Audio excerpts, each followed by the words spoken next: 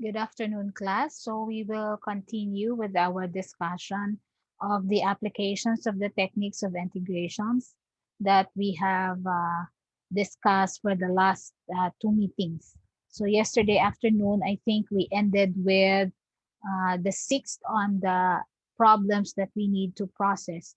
And for today, we will start again and we will continue finishing that particular set of problems that will help you greatly in uh, processing the problems that you yourselves will be practicing solving. Okay, I will share my screen on that particular um, topic. Here it is. And that particular set of problems. So we yesterday, I think we ended with the integral of the quantity 2 plus the tangent of x squared dx. And we're done with that. So we will now go to the integral of sine cube x. Okay, so let me go to our board and I'll show to you how is this to be processed. So the integral of sine cube x, that is. Okay, so this is our board. Let's use red or black. Okay, so we have this is the 7, and we're after the integral of sine cube x dx. So if you recall, this is type 1 of the techniques of integrations dealing with trigonometric transformations that will allow us to integrate complex trigonometric expression. So what we're going to do here is we're going to split the sine cube of x. So we'll have it written as sine squared of x times sine of x dx. We'd like to set aside the sine of x here. This one, we'd like to set this aside. That way, it will be the derivative of the cosine after we have converted this expression already. So I will convert the sine squared into its equivalent identity, and that would be, so based on the identity sine squared plus cosine squared being equal to 1, so sine squared of x must be 1 minus cosine squared of x. And you copy the sine of x dx. Now, if we will distribute the sine of x to these two, you will have the integral of sine of x dx for the first term minus, now for the second term, we will have the cosine squared of x times the sine of x dx. Now, you could see here that this one is readily integrable. So the integral of the cosine is the of the sine rather is the negative cosine. So we can write this as negative cosine of x for the integral of the sine of x. And in this case here, in the case of the cosine squared of x, we will let this one as the u raised to n. And this entire thing will be the du. So for the second integral, we need the power rule, or we will apply the power rule. So if we will apply the power rule, and this negative sign should go with this sine x dx so that it will represent the derivative of the u, which is the cosine of x, then our second term will be now plus. So using power rule for the cosine squared of x, that would be cosine cube of x over 3 plus c. So this is the integral of this sine cube of x dx if we use the technique that was described in type 1. Okay, sine cube x dx when integrated will yield negative cosine of x plus cosine of x cubed over 3 plus c. So we will go back to our problem. Sorry about that. Go back to our set of problems here.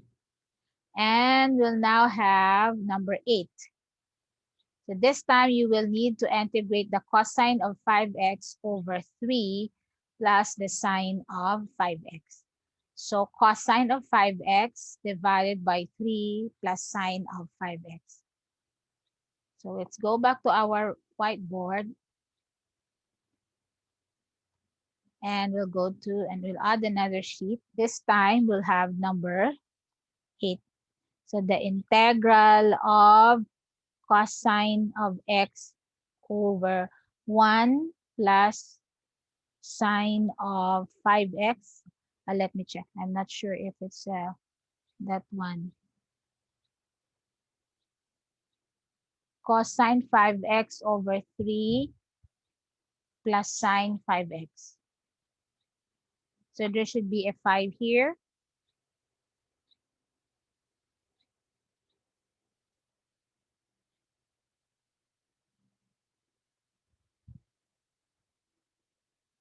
This should be 5x. And this 1 should be 3.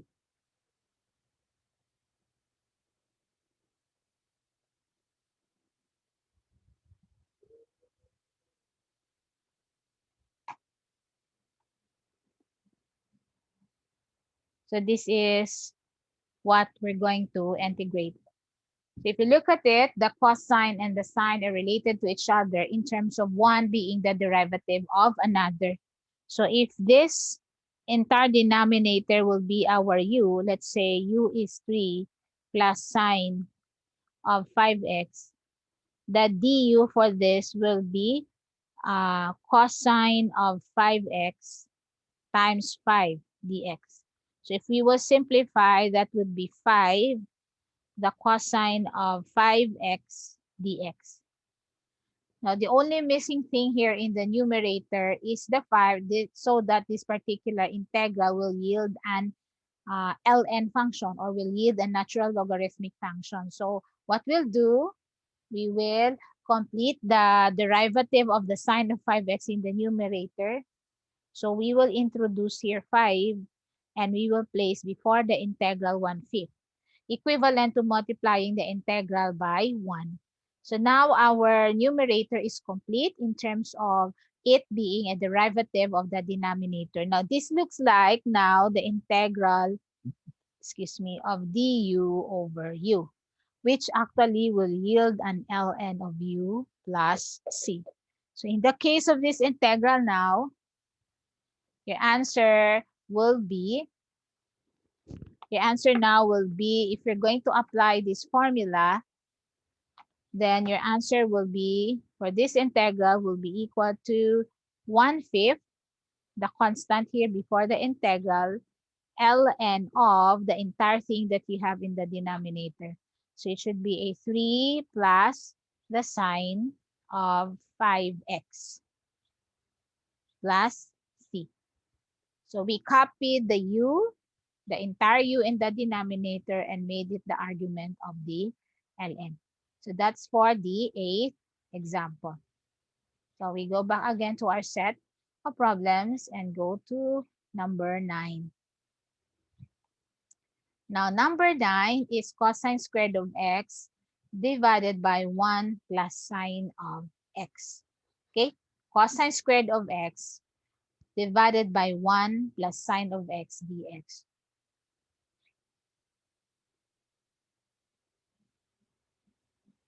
So we'll have a new sheet. So this is our number 9. So we're talking about cosine squared of x dx divided by 1 plus sine of x. Now, we cannot use the approach that we did in the previous number, because if we let u as the 1 plus sine of x, the derivative will be just simply the cosine of x, and we have cosine squared of x in the numerator. So this time, before we will integrate, we will look for an equivalent identity of the cosine squared of x. And actually, that particular identity is, so we'll have cosine squared of x being equal to 1 minus sine squared of x, and we have 1 plus sine of x, and we have here dx. Okay, now if you recall your algebra, this is actually the difference of two squares. So if we can change 1 minus sine squared of x to 1 minus sine x times 1 plus sine x, and your denominator will be 1 plus sine x. We did not alter the original given expression. 1 minus sine squared x is this 2, the product of these two. And we can have the 1 plus sine of x cancelled. So we can cancel the 1 plus sine x here and the 1 plus sine x, leaving us with the integral of 1 minus sine of x dx, which is actually readily integrable because this will be just the integral of dx minus the integral of sine of x dx. So in here, you could see that you will have for the first term x as the integral, and the second term will have plus cosine of x plus c. Because we know that the derivative of the cosine is the negative sign. So we need the negative sign here to represent the derivative of the cosine. So now you will have plus cosine of x plus c. Okay, so we did not directly integrate the expression, but rather have it transformed prior to integration. Now, this class takes a lot of practice, takes a lot of time from you. That way, you can acquaint yourselves with varied, complex trigonometric expressions that you can first transform or simplify prior to doing any integration. Okay, so we'll go to our 10th item on that particular set of problems. So number 10, sine of x over 1 plus sine of x. Okay, sine of x over 1 plus sine of x. We'll add another sheet. And this would be number, sorry, we will now go to our whiteboard. So we have for number 10, integral of the sine of x over 1 plus the sine of x. And we have here dx. So to check whether that's the one that is given, we'll go back to our set of problems, and you see it's sine x over 1 plus sine x. Okay, so this is the integral that you are to integrate. You could see that you have similar functions, both sine function in the numerator and the denominator, and you can first perform division prior to doing the integration. So if we will form division here, you can write the sine of x divided by 1 plus sine of x. So we'll have a 1 because if you will multiply this entire expression by 1, you will have sine of x. So you'll have the sine of x and you have plus 1. So in here, you will have negative 1. Your given integral can now be written in the form 1 minus 1 over 1 plus sine of x. Okay, you could see that 1 minus 1 is the remainder. So as such, it being a remainder, you should have the divisor 1 plus sine of x here. Now, the first term will be a dx, and the second term will be 1 over 1 plus sine of x. I like to write the dx here because we need to do something. If you look very closely to your denominator, nothing in the numerator will help us solve for its integral because the derivative of this should be a cosine. And what we have in the numerator is just a 1. So we'll have to think of a way that way this particular integral could be solved. One of those techniques that is normally used is we will convert the denominator into the form which makes it a difference of two squares. I want 1 plus sine of x to become a difference of two squares. That could be done by multiplying. So I'll write here the multiplier. So we'll make the denominator the difference of two squares. So we will be multiplying it by 1 minus sine of x. Since we do not want our original integral to change, we also replace 1 minus sine of x in the numerator.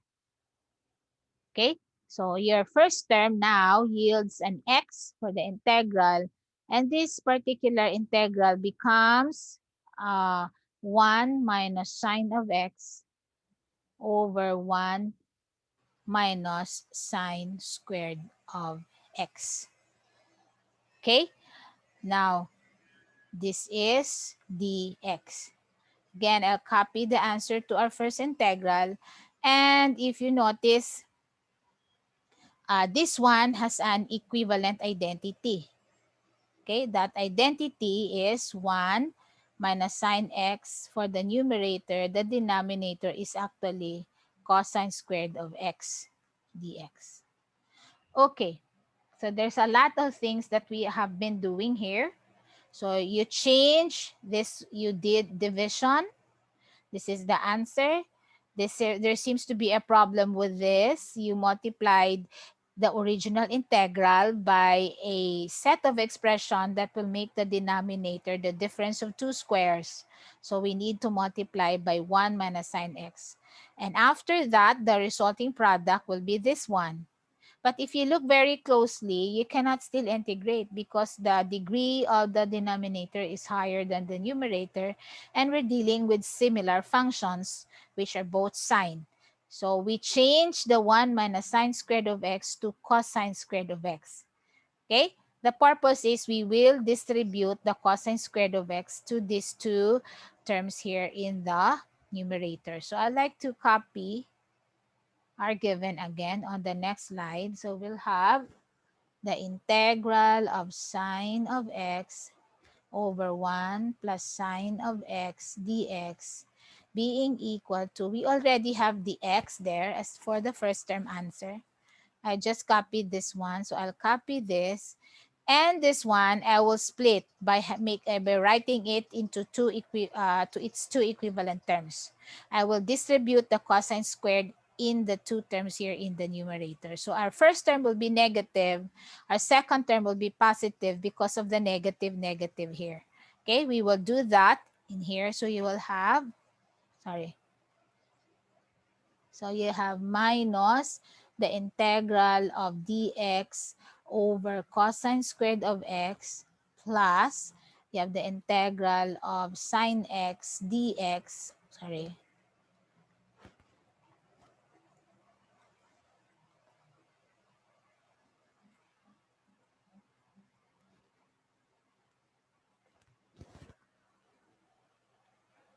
the integral of sine of x dx all over cosine squared of x.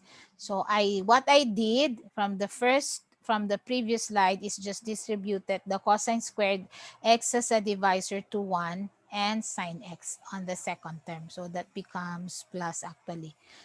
Now, your first term we can still copy, but this one actually is equivalent to 1 over cosine squared is secant squared of x dx. And this one can be your cosine squared of x could be your u raised to n. And the corresponding du will be, so this is your u raised to n. Your du will be sine of x. In this case, class, the derivative of the cosine is negative sine. So we need to place here a minus sign and replace a minus sign in here. So that would make now this particular integral integrable by using the power rule. So this could be written as the negative of the negative sign that we have before the integral sign is copied. The integral of, so I'll write the cosine in the form of this one. times, then I have negative sine of x dx. This is your u raised to n with n equal to negative 2. And this is your du. Now we can answer we're now ready to give the final answer to our given integral. So you copy the answer for the first term. The integral for the second squared of x is tangent of x. Now, if you will differentiate this, the answer is second squared of x. So you can always recheck. For this one, you use the power rule. So that would be negative. So the negative 1 plus 1 will be negative 1. So negative cosine raised to negative 1, or cosine of x raised to negative 1 over negative 1, using power rule for that function of cosine of x raised to negative 2. So your final simplified answer is x minus the tangent of x. The negative and the negative makes it a positive. This is actually 1 over cosine. This is 1 over cosine of x, and that's equivalent to the secant of x plus c. So this 3 terms, including the c that would make it 4, is the integral of sine x over 1 plus sine x. So you did a lot of transformation. That way, your integrals can be processed. And that made use of the identities. And that made use of the simple power rule. And made use also of the concept of the derivatives of trigonometric functions. So you know that if you're given an integral of the second squared of x, the answer will be tangent of x, because if we differentiate this, that would go back to the original given integral, just like what we do with anti-differentiation. Okay? Now we go back to our set of integrals again. This is, I think, our 10th. And we will have the 11. So actually, there's a lot here. We'll finish it. Okay, so we have, there's a need for me to take a picture of that because I cannot memorize this one when we are already in our whiteboard. So let me take a picture so that I can go back right directly in the whiteboard. So I'll go to the whiteboard now. So we will have, okay. So we'll add another sheet, and we are now on number 11. Okay.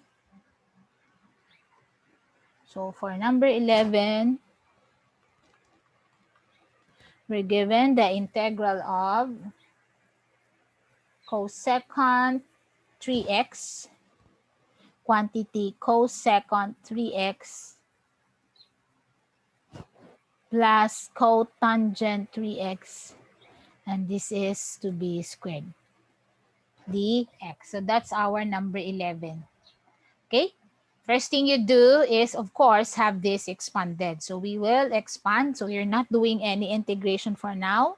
This is equivalent to the cosecant squared of 3x plus twice of cotangent 3x cosecant 3x. And last is plus cotangent squared of 3x. Okay? This is the expanded form of the square of this original binomial. Okay? Now, then we can write 3 integrals. So we have cosecant squared of 3x dx plus, so we have integral of 2 cotangent 3x cosecant 3x dx, and we have plus cotangent squared of 3x dx.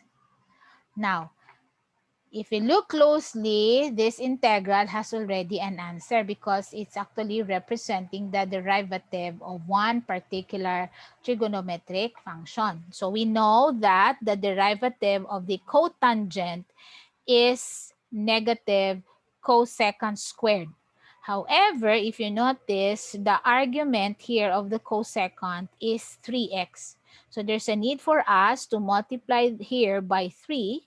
So I'll place it here to complete the derivative of the 3x, and we place 1/3 outside.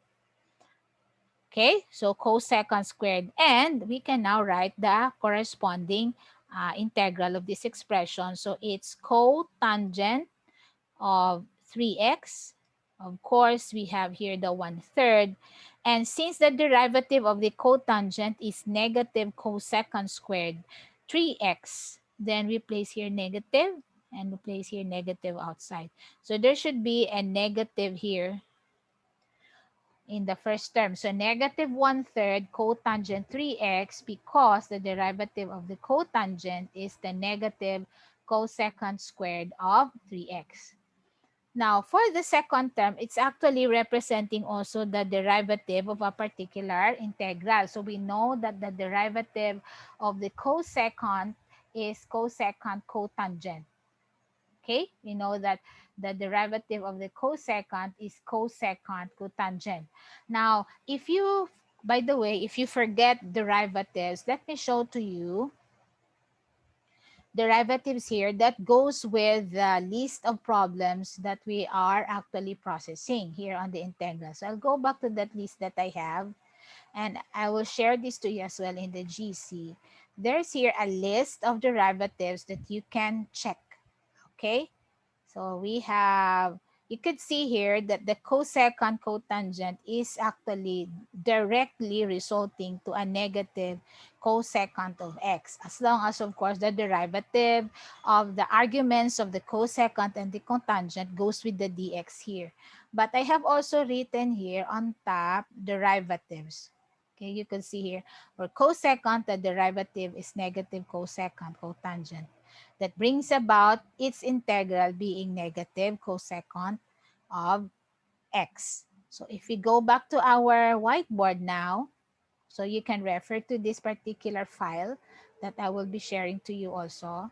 You will have this one. You will have to write the 2 before the integral, and you write the cotangent of 3x cosecant of 3x here. But you need to introduce the derivative of the 3x in your dx, or together with your, what's happening? Why won't it change? Okay, together with the dx. So I need to place here a 3 dx, and I need to place outside 1/3. The 3 dx here represents the derivative of the angle here, which is 3x. If you don't place it there, then although you know that the cotangent cosecant product yields a cosecant, a negative cosecant, that would still be wrong because the derivative of the theta you did not complete in here. Okay? Now for this one, there's a need for you to transform because we don't have a cotangent. We don't have that there a cotangent of theta directly integrable. So we will use the equivalent identity for the cotangent that will help us process the integral. Now, a cotangent is a cosine over sine, which tells us that there's a need for us to divide by the sine squared in your sine squared x plus cosine squared x equal to 1 expression. So this particular cotangent squared of 3x is actually cosecant squared of 3x because we're dividing by sine minus 1 dx. Okay, you have cosecant squared of 3x minus 1 being equal to the cotangent of 3x squared. Now, why do you need to convert this one to this expression?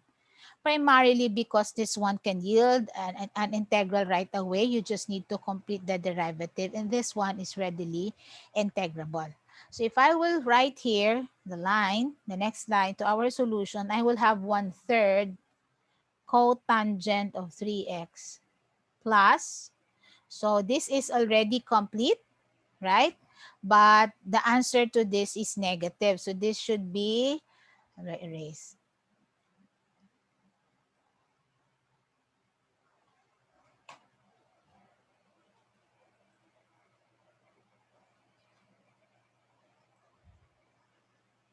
Negative, so 2/3 cosecant cube, or cosecant 3x, not cube, cosecant 3x.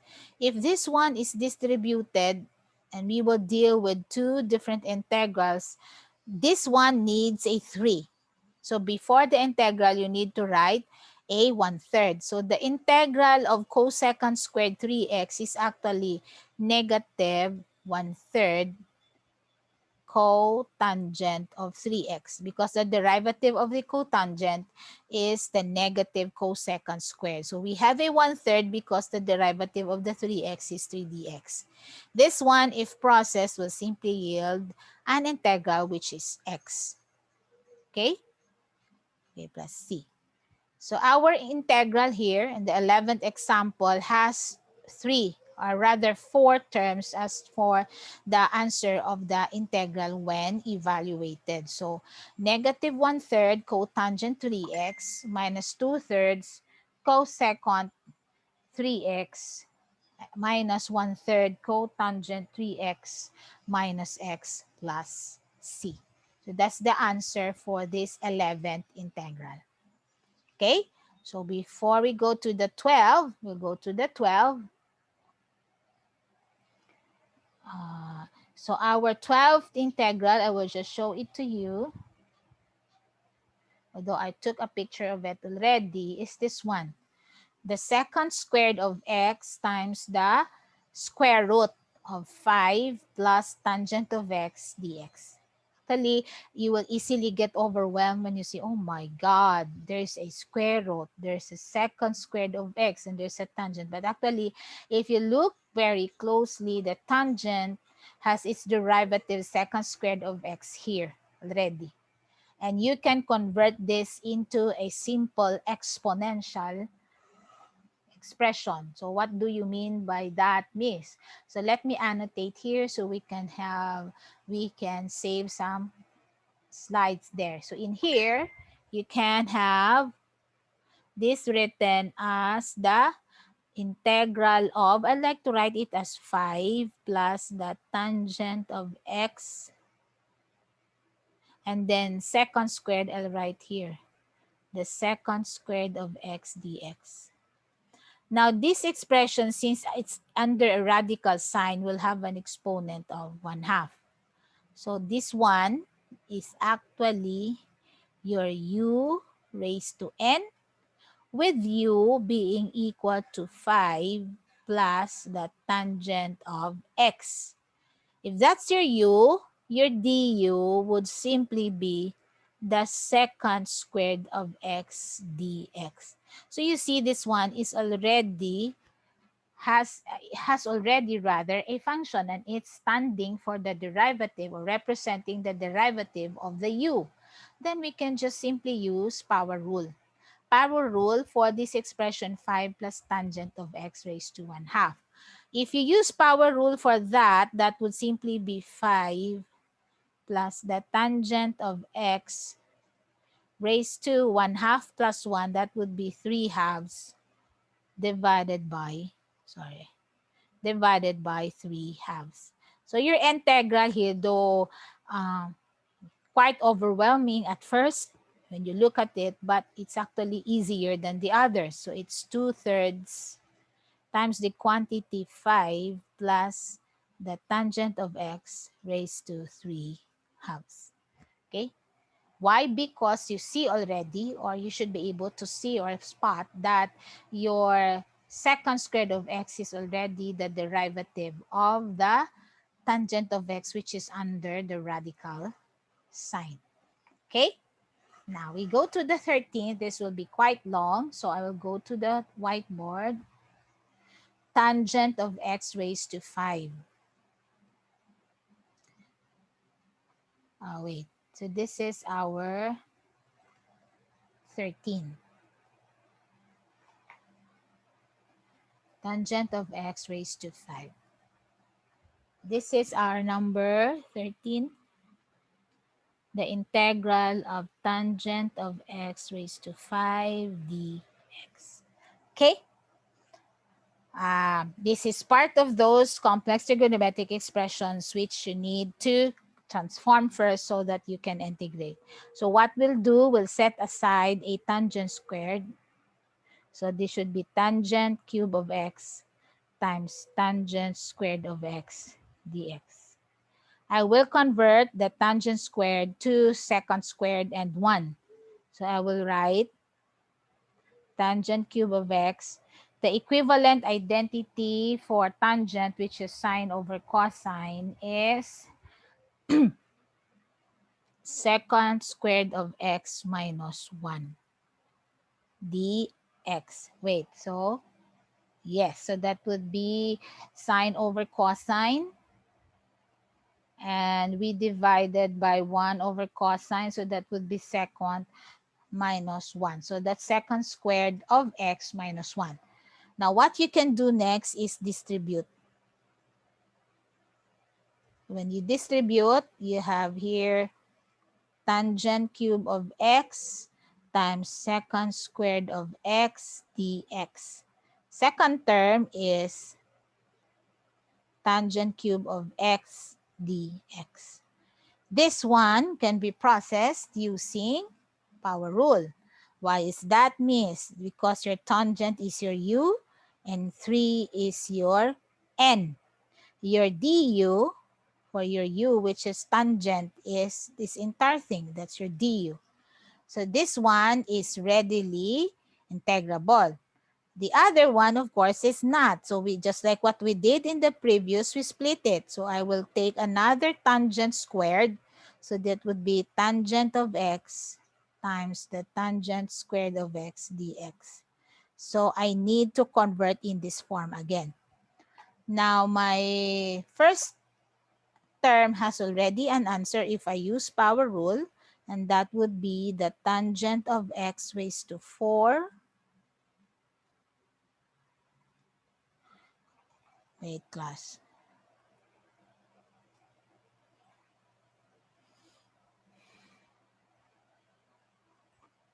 So this one is, okay, tangent of x raised to 4 over 4. That's for our first term. This one will again, just like this, tangent squared here will be converted to secant squared of x. So I will make another color, use another color. That particular tangent we will convert to secant squared of x minus 1. Okay, so this secant squared of x minus 1 should be distributed to this tangent, or rather this tangent should be distributed to these two, giving us this particular integral. So the first would be negative tangent of x secant squared of x dx. The second one will be this tangent multiplied to 1, which is minus, and this is minus, so that would be plus. So plus the integral of tangent of x dx. Now my slides will be colorful because this one we know can be integrated just like this using power rule, but this one needs to be converted just like what we did in our previous example when we're given a tangent. We know that a tangent is sine of x over cosine of x. So your numerator is sine of x dx, your denominator is cosine of x dx. If you set this the u, the du is in here, except that it does not have a negative sign. So you place a negative sign here, and correspondingly, you place a negative sign before the original integral. Okay? So now, we'll go to the next slide, the next sheet here. I will copy this one.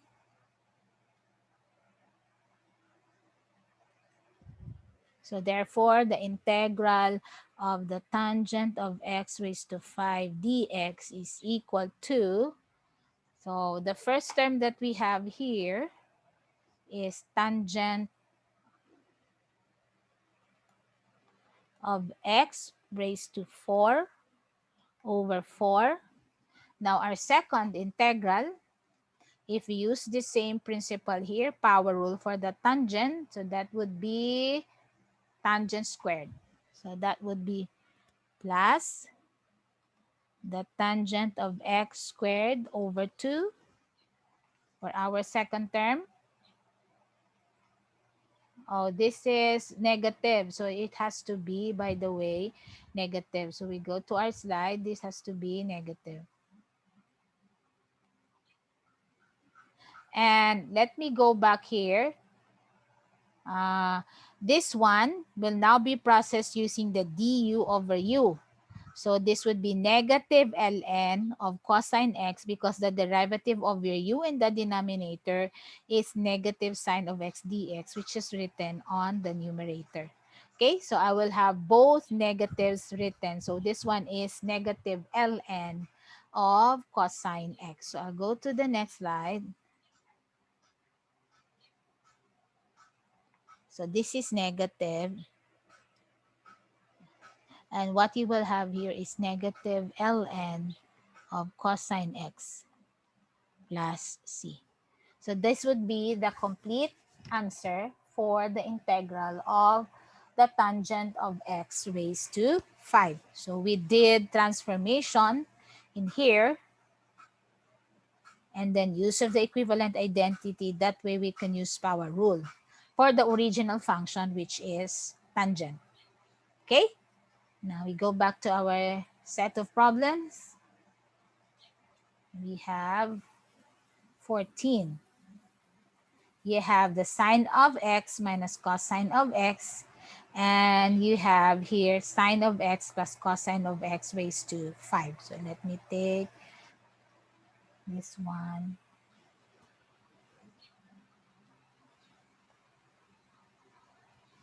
Take a picture, that way I will not have to go back when I forget what's the original given integral.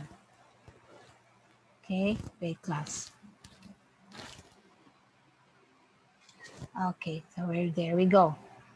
So we go back to our whiteboard and have the 14th item to answer. So that's 13. So our next would be 14.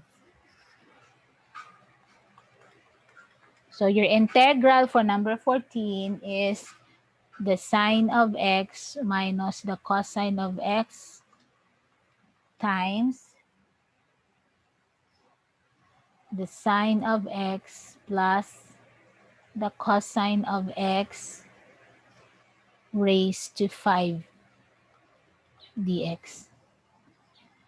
If you look at this, you will say, oh my, what is this? So you have sine x minus cosine x, and you have sine x and cosine x here. And it's raised to 5. So you may think, am I going to expand this one and then introduce this, multiply this rather to the expanded form of this expression?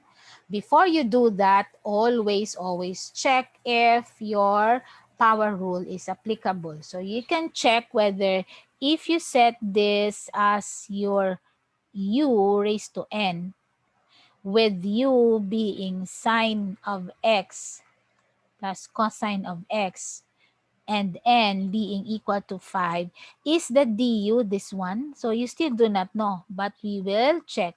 So you check. If this is my u, my du should be derivative of the sine is cosine of x, and the derivative of the cosine is negative sine of x. If you look very closely here, the derivative that you need is just the negative of this one, because if you multiply by negative 1, this is negative sine x plus cosine x, which is this, right? So you just place here a negative, and you just place a negative outside. Then you can use power rule. So you have the sine of x plus the cosine of x raised to 6 all over 6. Since you have this negative sign, place this negative sign there. Plus c. That's your integral answer already. Or that's already the answer to your given integral. So easy. But can you imagine if you have expanded this and then multiplied the expanded form of this to this? Okay. I cannot imagine how lengthy will be the process. Okay? We go to number 15. So we go to number 15. So your number 15, let me check with my screenshot, is the integral of the cosine of x, and it is multiplied to e raised to 4 plus the sine of x dx. Now, this example was chosen primarily because the the the objective is to check whether you will use integration by parts or you will go back to what you've learned in rules of exponents and algebra. So let's go back to the rules of exponents and algebra. If I will write this as the integral of cosine x, and I'll use the rules of exponents here with e as the base, that would be written as e raised to 4 times e raised to sine of x. We know that in the exponent of any function, if we have addition, that's equivalent to multiplication.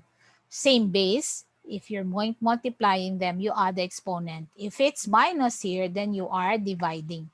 Now, the thing with this is that if you look closely, this one is simply a constant. So you can actually write it before your integral sign. So we will write e raised to 4 before the integral. Then I will have e raised to the sine of x.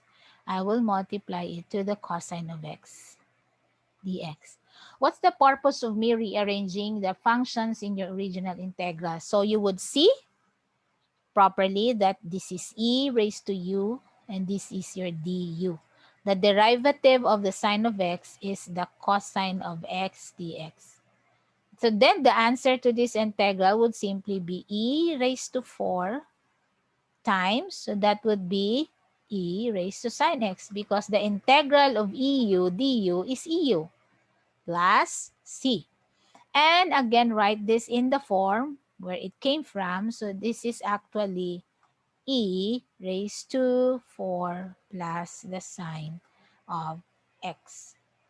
If you did not expand here using rules of exponents, and I like to use a different color, and you represented this whole thing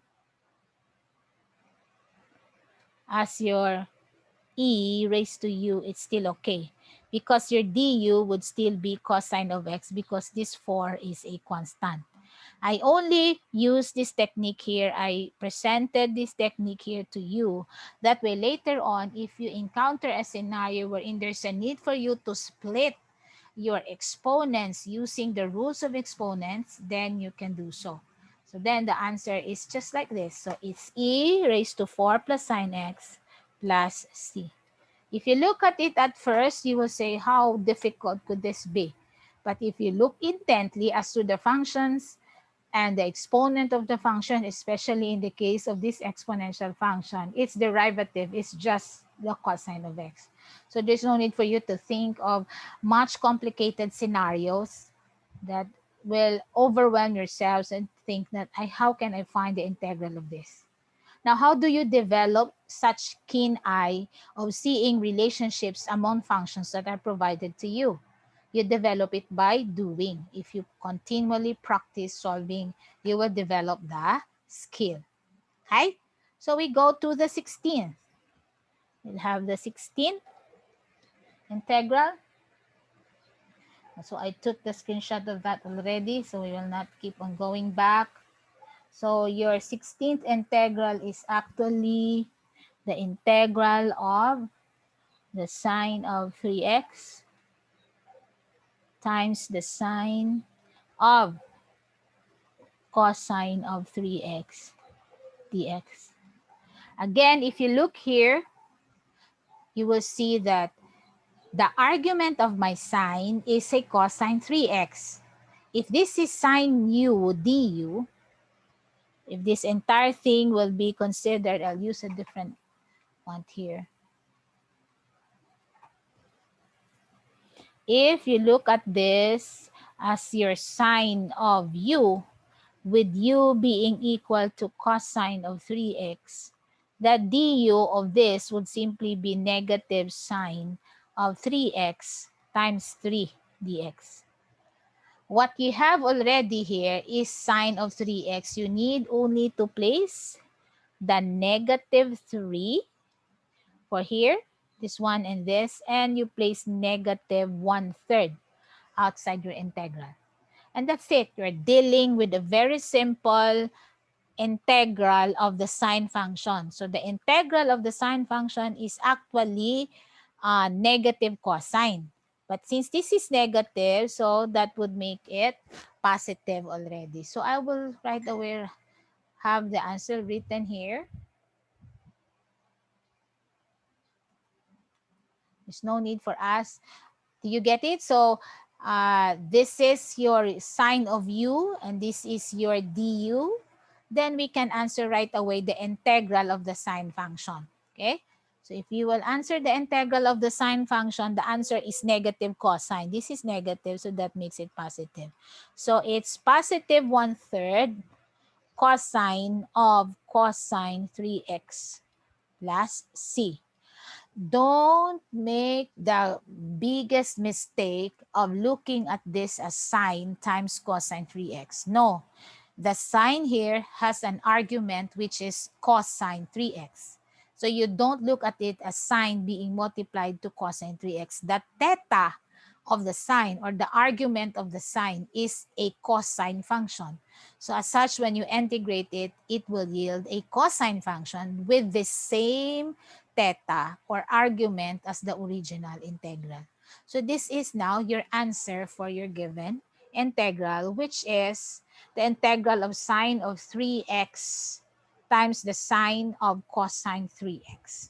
Okay?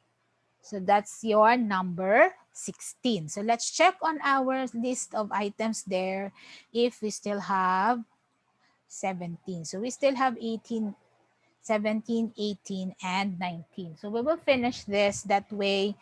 On my next recording, I will be giving you examples on by parts, on seconds probably, and I will give the new topic of the hyperbolic and the inverse hyperbolic function. Okay, so I will take a picture again of this so that we can go straight to this when I go to the whiteboard. Okay, so we'll have 17. Okay, please practice solving because these are examples that I'm giving you and I'm never giving the exact thing that I am discussing. So I'm just simply looking at the way you apply the things that I have discussed to you or the way you apply the principles and techniques discussed to you. Okay, so we go back to our whiteboard and we'll go now to our number 17. So your number 17 in this case is the integral of cosine of x, ln of sine of x over sine of x dx. Okay.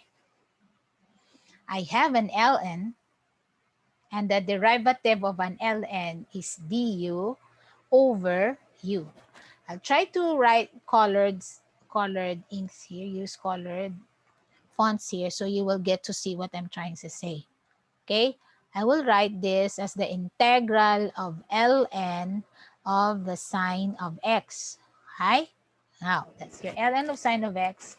And I will write here cosine of x dx over sine of x. Let's see. Let's look very closely. This is ln of u. the derivative, let's say this is my u. I'll use a different color. Let's say this thing is my u.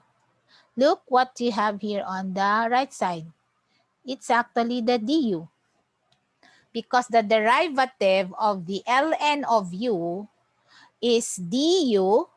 Du of sine of x is cosine of x dx over u. So my u here is paired with its derivative. So what am I going to do? It's a simple case of, okay, probably if you're having a class, you will say it's just a simple case of power rule, miss. Correct. Because this is u raised to n and that's your du. Then you can use power rule here. So this could be now written as the ln of sine of x squared. And you will have here 1/2. That's it. This is the answer already. You use power rule for the ln because that's the entire expression is your u, and together with it, you have its du. So u du will simply be using power rule. That's in the case of the 17th item here. Hi. Now we go to the 18th. So 18